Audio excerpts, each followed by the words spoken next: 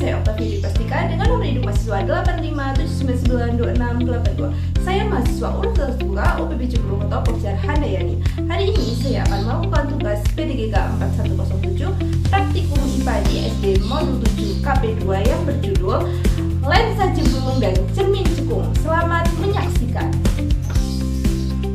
Dalam kehidupan sehari-hari, kita sering menjumpai alat optik. Cermin merupakan benda optis yang tidak tembus cahaya, yang berfungsi untuk memantulkan hampir semua cahaya yang datang. Sedangkan lensa adalah piranti optis tembus cahaya yang dibatasi oleh dua permukaan bidang pola atau salah satu bidang batasannya bidang datar. Adapun tujuan praktikum yang saya lakukan adalah untuk menentukan jarak titik api atau titik fokus F pada lensa cembung dan cermin cekung, serta menentukan kekuatan lensa P pada lensa cembung. Adapun alat dan bahan yang saya gunakan, yang pertama ada layar putih, lilin, lensa cembung atau kaca pembesar, penggaris, sendok sayur sebagai cermin cekung. Percobaan yang pertama yaitu percobaan lensa cembung. Lensa cembung adalah lensa yang bersifat mengumpulkan cahaya atau konvergen. Langkah yang pertama, susunlah alat dengan posisi lensa di antara lilin dan layar.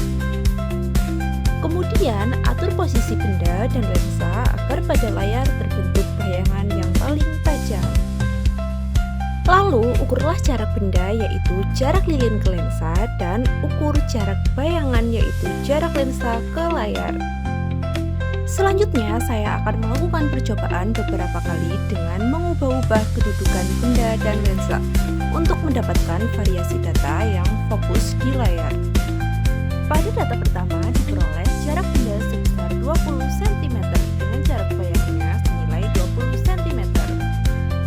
Selanjutnya, pada data kedua diperoleh jarak benda sebesar 15 cm dan jarak bayangnya senilai 10 cm. Pada data yang ketiga, terukur jarak benda sebesar 10 cm dan jarak bayangnya senilai 5 cm. Berdasarkan rumus hubungan jarak fokus melalui tiga data tersebut, kita mendapatkan nilai rata-rata jarak titik api atau fokus sebesar 6,44 cm atau 0,0644 meter. Dengan rumus kekuatan lensa dalam satuan meter diperoleh kekuatan lensa cembung yang digunakan sebesar 15,52 dioptri. Percobaan yang kedua yaitu percobaan cermin cekung. Berbeda dengan lensa yang meneruskan cahaya, cermin cekung bersifat memantulkan cahaya. Oleh karena itu, posisi sumber cahaya lilin diletakkan di tengah antara layar dan cermin cekung. Lalu, atur bersama kedudukan benda dan layar agar terbentuk bayangan yang paling tajam. Setelah bayangan fokus, baru kita ukur jarak benda dari lilin ke cermin, jarak bayangan dari layar ke cermin.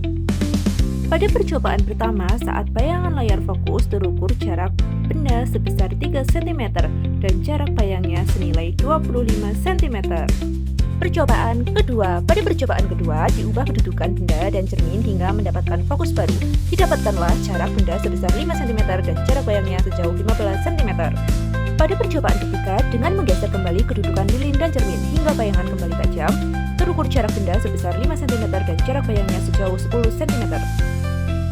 Melalui perhitungan rumus berikut, dari ketiga variasi data ini, saya berhasil menemukan nilai rata-rata jarak titik api atau fokus dari cermin cekung yang digunakan yaitu sebesar 3,25 cm. Berdasarkan percobaan yang telah dilakukan, dapat disimpulkan bahwa yang pertama, meskipun kedudukan jarak benda, lensa maupun layar diubah-ubah untuk mencari titik fokus, nilai jarak benda dan nilai jarak bayangan akan selalu berubah secara sebanding untuk mempertahankan posisi tajamnya. Yang kedua, melalui perhitungan matematis, nilai jarak titik api atau fokus dari sebuah alat optik akan selalu bernilai tetap atau konstan, karena hal tersebut merupakan karakteristik fisika asli dari lensa maupun cermin itu sendiri.